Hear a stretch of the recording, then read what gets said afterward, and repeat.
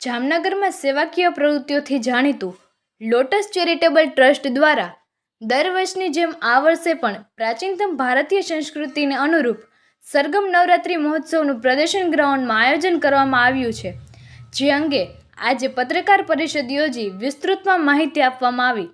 આદ્યશક્તિની માતાજી નવદુર્ગા માના ગુણગાન અને આરાધનાનું મહાપર્વ એટલે કે નવરાત્રિ, જેને હવે ગણતરીના દિવસો બાકી રહ્યા છે, ત્યારે જામનગર શહેરમાં પ્રાચીન અર્વાચીન ગરબીની તૈયારીઓને આખરી ઓપ આપવામાં આવી રહ્યો છે.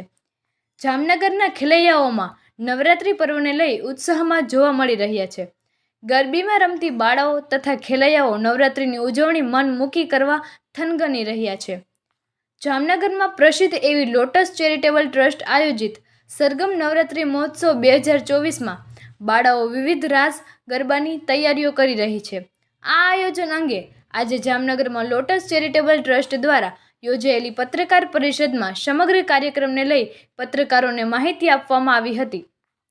યુવાનો તેમજ યુવતીઓમાં વ્યક્તિ વિકાસ તથા વ્યક્તિત્વ વિકાસ માટે પરિવર્તનશીલ સંસ્થા એટલે લોટસ ચેરિટેબલ ટ્રસ્ટ.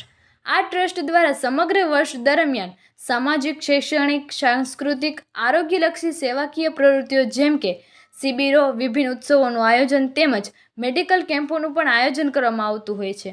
તેમજ આ સંસ્થા દ્વારા જામનગરમાં વિનામૂલ્યે અંતિમ રથની સેવા પણ ઉપલબ્ધ છે. તેમજ સાંસ્કૃતિક વારસાના જતનને ધ્યાનમાં રાખી ગુજરાતની આગવી ઓળખ સમાન રાસ ગરબાના ભવ્ય વારસાના જતન માટે છેલ્લા ઘણા સમયથી સરગમ નવરાત્રિ મહોત્સવનું આયોજન કરવામાં આવી રહ્યું છે. વૈવિધ્યસભર પ્રાચીનતમ ભારતીય સંસ્કૃતિને અનુરૂપ સરગમ નવરાત્રિમાં પ્રાચીન અર્વાચીન પરંપરાઓ અનુસાર 160 જેટલી દીકરીઓ અલગ અલગ 5 ગ્રુપમાં મા જગદંબાની આરાધના કરશે. જામનગરની જનતા માટે કોઈપણ જાતની પ્રવેશ વગર પારિવારિક રીતે આ નવરાત્રિ મહોત્સવ માણવા માટે વ્યવસ્થા કરવામાં આવી છે. આ વર્ષે પણ જામનગરના મધ્યમાં આવેલ 7 રસ્તા પાસેના પ્રદર્શન ગ્રાઉન્ડ ખાતે સરગમ નવરાત્રિ મહોત્સવનું આયોજન કરવામાં આવ્યું છે. નગરના લોકો શાંતિપૂર્વક આ મહોત્સવને માણી શકે એ માટે સુંદર વ્યવસ્થા ગોઠવવામાં આવી છે. વિશાળ સ્ટેજ તેમજ સ્ટેજની બેકગ્રાઉન્ડમાં LED સ્ક્રીન ઉપર વૈવિધ્યસભર અલગ અલગ થીમનું આકર્ષણ સાથે દીકરીઓ રાસ ગરબાની રમઝટ બોલાવશે. નવરાત્રિ દરમિયાન મોટી સંખ્યામાં લોકો બેસી શકે તેવી વ્યવસ્થા પણ કરવામાં આવી છે. નવરાત્રિ દરમિયાન સ્થળ પર ડોક્ટરો સાથેની medical team, fire team, security જવાનો ખડે પગે રહેશે. આ મહોત્સવને માણવા સંતો, મહંતો, રાજકીય આગેવાનો, ઉદ્યોગપતિઓ, ડોક્ટરો સહિત નગરની ધર્મપ્રેમી જનતા મોટી સંખ્યામાં ઉપસ્થિત રહેશે. સમગ્ર એરિયાની સુરક્ષા વ્યવસ્થા માટે પ્રાઇવેટ સિક્યુરિટી ઉપરાંત સ્વયંસેવકો ખડે પગે રહેશે.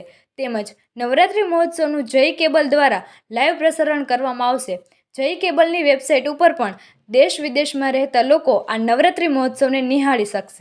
જગતજનની ભગવતી અંબામાના ગુણગાન અને આરાધનાનું પર્વ એટલે કે નવરાત્રિ પર્વને બસ હવે ગણતરીના દિવસો બાકી છે, ત્યારે સમગ્ર ગુજરાત અને સમગ્ર ભારત અત્યારે આ જે પર્વને લઈ અને થનગની રહ્યું છે.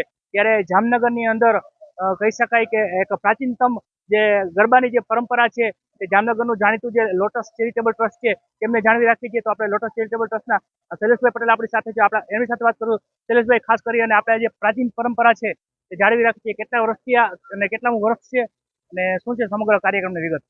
છેલ્લા 10 વર્ષથી અમારી સંસ્થા લોટસ ચેરિટેબલ ટ્રસ્ટ દ્વારા સરગમ નવરાત્રિ મહોત્સવનું આયોજન શહેરની મધ્યમાં આવેલ પ્રદર્શન ગ્રાઉન્ડ ખાતે કરવામાં આવે છે. આ નવરાત્રિ મહોત્સવ સંપૂર્ણપણે પ્રાચીન જેવો આવા આપણા લોકપ્રિય ગીતો છે, લોકપ્રિય રાસ ગરબાઓ છે, એને અનુરૂપ અમારી દીકરીઓ દ્વારા રાસ રજૂ કરવામાં આવે છે. આ નવરાત્રિ મહોત્સવ માટે છેલ્લા 2 મહિનાથી અમારી દીકરીઓ તનતોડ મહેનત કરી રહી છે અને આ વખતે 160 માં જગદંબા સ્વરૂપ દીકરીઓ અમે સિલેક્ટ કરી છે અને વિવિધ 5 ગ્રુપમાં આ દીકરીઓને અમે વિભાજિત કરેલી છે અને 32થી વધુ રાસ ગરબાનું સુંદર આયોજન અમારી સંસ્થા દ્વારા કરવામાં આવ્યું છે.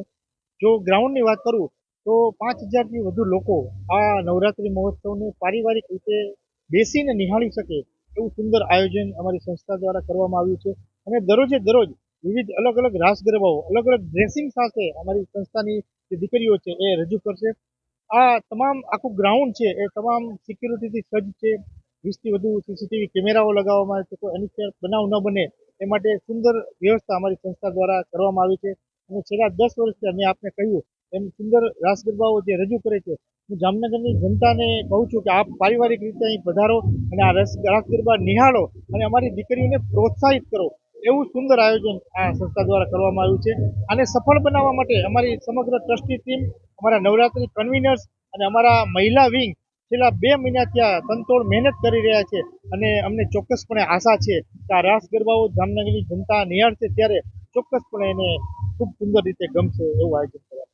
દિલીપભાઈ, ખાસ કરીને આપણું જે ટ્રસ્ટ છે નવરાત્રી ઉપરાંત કેવી કેવી સામાજિક પ્રવૃત્તિઓ કરતી હોય છે?